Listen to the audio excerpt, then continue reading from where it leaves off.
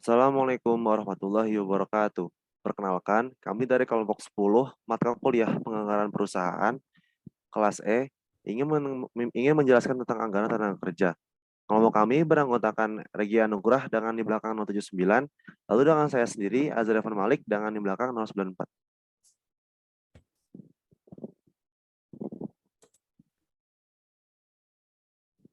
Yang pertama adalah latar belakang. Dalam setiap usaha, tentunya terdapat tenaga kerja untuk melakukan segala kegiatan produktifnya. Tenaga kerja merupakan salah satu faktor produksi yang utama dan selalu ada di dalam setiap perusahaan. Sekalipun perusahaan tersebut menggunakan mesin-mesin. Dalam perusahaan, jelas harus dikelola oleh manusia. Sekalipun mesin-mesin saat ini kebanyakan sudah otomatis dan untuk itu perusahaan mengeluarkan biaya-biaya untuk tenaga kerja, untuk keperluan pekerjaan atau sebagai kompensasi atas pekerjaan yang diterima.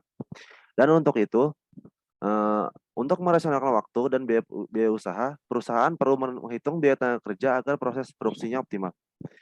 Biaya ini harus diperhitungkan sebelum perusahaan melakukan kegiatan produksinya, dan biaya tersebut sering disebut dengan anggaran tenaga kerja perusahaan. Perhitungan anggaran biaya perusahaan ini sangat berguna bagi bisnis karena mengoptimalkan biaya yang dikeluarkan oleh pelaku usaha juga akan berdampak pada harga jual usaha tersebut di pasar. Lalu, apa itu anggaran tenaga kerja? Penganggaran adalah proses mengembangkan rencana kerja dalam satu tahun, dinyatakan dalam moneter satuan dan unit kuantitatif lainnya. Penyusunan anggaran ini sering disebut dengan perencanaan atau planning. Menurut manajemen sumber daya manusia, tenaga kerja atau karyawan adalah aset bisnis yang harus dilindungi dan dimakmurkan karena mereka berdedikasi untuk bisnis. Lalu ada anggaran tenaga kerja. Anggaran tenaga kerja adalah suatu rencana anggaran biaya yang merinci jumlah tenaga kerja. Berapa gaji tenaga kerja yang terlibat langsung dalam proses produksi untuk suatu periode dan periode berikutnya. Anggaran tenaga kerja. Seperti bahan baku anggaran, hanya salah satu unsur pekerjaan. Dan seperti halnya anggaran bahan baku, anggaran kerja ini selalu dikaitkan dengan anggaran produksi yang telah disusun sebelumnya. Lalu ada jenis-jenis tenaga kerja. Yang pertama ada tenaga kerja langsung, dan kedua ada tenaga kerja tidak langsung. Yang pertama ada tenaga kerja tidak langsung. Tenaga kerja tenaga kerja langsung. Tenaga kerja langsung pada prinsipnya terbatas pada tenaga kerja di pabrik yang secara langsung terlibat pada proses produksi dan biayanya dikaitkan pada biaya produksi atau pada barang yang dihasilkan. Tenaga kerja langsung memiliki sifat sebagai berikut. Yang pertama, besar kecilnya biaya untuk tenaga kerja jenis ini berhubungan secara langsung dengan tingkat kegiatan produksi. Yang kedua, biaya yang dikeluarkan untuk tenaga kerja jenis ini merupakan biaya variabel. Yang ketiga, umumnya dikatakan bahwa tenaga kerja jenis ini merupakan tenaga kerja yang kegiatannya langsung dapat dihubungkan dengan produk akhir. Yang terakhir, yang dikategorikan sebagai tenaga kerja langsung antara lain adalah para buruh pabrik yang ikut serta dalam kegiatan proses produksi dari bahan mentah sampai berbentuk barang jadi. Yang kedua ada tenaga kerja tidak langsung. Pengertiannya terbatas pada tenaga kerja di pabrik yang tidak terlibat secara langsung pada proses produksi dan biayanya dikaitkan pada biaya overhead pabrik. Sedangkan tenaga kerja tidak langsung mempunyai sifat-sifat sebagai berikut. Yang pertama, besar kecilnya biaya untuk tenaga kerja di sini tidak berhubungan secara langsung dengan tingkat kegiatan produksi. Yang kedua, biaya yang dikeluarkan untuk tenaga kerja di sini merupakan biaya yang sama biaya yang semi variabel. Artinya, biaya-biaya mengalami perubahan tapi tidak sebanding dengan perubahan tingkat kegiatan produksi. Yang terakhir, tempat bekerja dari tenaga kerja di sini tidak harus selalu dalam pabrik, tetapi dapat dilakukan di luar pabrik. Dan selanjutnya ada manfaat dan tujuan.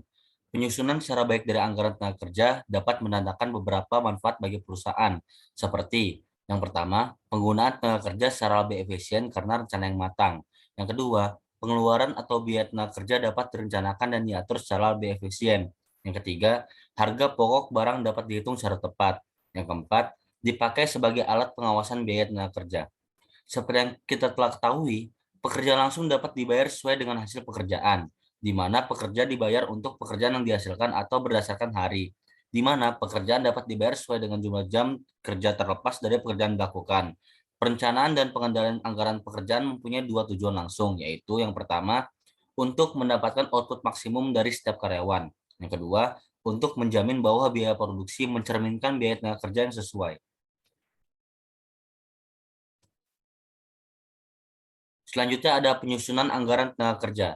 Penyusunan anggaran tenaga kerja merupakan suatu rencana yang menggambarkan beberapa biaya tenaga kerja langsung yang harus dibayarkan kepada setiap departemen produksi selama suatu periode pelaksanaan proses produksi agar dapat menghasilkan produk sesuai dengan rencana produksi. Faktor yang harus diperhatikan dalam membuat anggaran adalah yang pertama, rencana produksi. Yang kedua, bagian atau departemen yang digunakan untuk melakukan proses produksi. Yang ketiga, standar penyelesaian produk, waktu yang dibutuhkan untuk menghasilkan satu unit produk. Yang keempat, sistem upah yang digunakan. Dalam persiapan penyusunan anggaran tenaga kerja langsung, perlu terlebih dahulu dibuat manning table. Manning table merupakan daftar kebutuhan tenaga kerja yang secara garis besar menjelaskan tentang 3 hal. Yang pertama, jenis atau kualifikasi tenaga kerja yang dibutuhkan. Yang kedua, jumlah masing-masing jenis tenaga kerja tersebut pada berbagai tingkat kegiatan. Dan yang terakhir, bagian-bagian yang membutuhkannya. Berikutnya kita ke contoh soal. Pada tahun 2014 dalam sebuah perusahaan, tenaga kerja langsung di pabrik digolongkan menjadi 3 tingkatan, yakni golongan 1, 2, dan 3. Upah per jam tenaga kerja langsung masing-masing golongan adalah: golongan pertama mendapat upah 450 per orang, golongan kedua 600 per orang, dan golongan 3 750 per orang. Jumlah masing-masing golongan adalah golongan 1 50 orang, golongan 2 20 orang, dan golongan 3 5 orang. Pertanyaannya, berapakah tingkat upah rata-rata tenaga kerja langsung?